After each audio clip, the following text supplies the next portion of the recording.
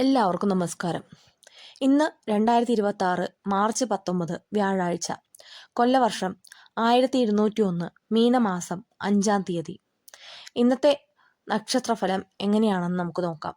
അശ്വതി, ഭരണി, കാർത്തിക. ഇന്ന് പുതിയ സംരംഭങ്ങൾ തുടങ്ങാൻ വളരെയധികം അനുകൂലമായ ദിവസമാണ്. സാമ്പത്തികമായി ചില നേട്ടങ്ങൾ പ്രതീക്ഷിക്കാം. കുടുംബത്തിൽ സന്തോഷം നിലനിൽക്കും. രോഹിണി, മകയിരം, തിരുവാതിര.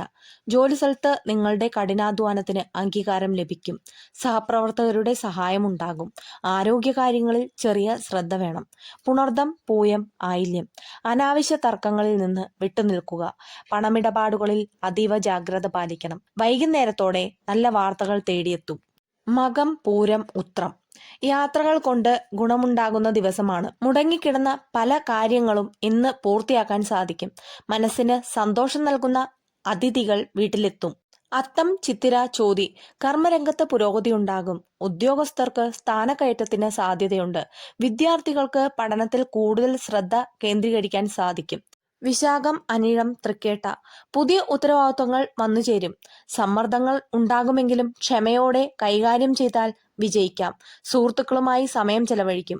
മൂലം, പൂരാടം, ഉത്രാടം. ഇന്ന് ഭാഗ്യാനുഭവങ്ങൾ വർദ്ധിക്കുന്ന ദിവസമാണ്. തൊഴിലന്വേഷിക്കുന്നവർക്ക് അനുകൂലമായ മറുപടി ലഭിക്കും. പ്രാർത്ഥനകൾക്കും വഴിപാടുകൾക്കും സമയം കണ്ടെത്തുന്നത് ഉചിതമായിരിക്കും. തിരുവോണം, അവിട്ടം, ചതയം. ബിസിനസ് ചെയ്യുന്നവർക്ക് മികച്ച ലാഭം പ്രതീക്ഷിക്കാം. ദൂരയാത്രകൾക്ക് സാധ്യതയുണ്ട്. വിലപ്പെട്ട വസ്തുക്കൾ കൈമോശം വരാതെ സൂക്ഷിക്കുക. പൂരുരുട്ടാതി, ഉത്രട്ടാതി, രേവതി. മാനസികമായ ഉന്മേഷം നിലനിൽക്കും. പ്രണയിക്കുന്നവർക്കും വിവാഹാലോചനകൾ നടക്കുന്നവർക്കും ശുഭകരമായ ദിവസമാണ്. സാമ്പത്തിക അച്ചടക്കം പാലിക്കുക.